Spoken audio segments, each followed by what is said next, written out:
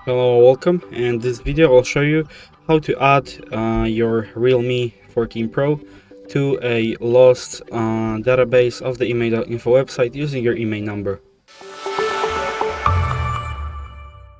So first you have to go to your phone app and dial this number in the bold blue text right here, and you'll get your IMEI number that way.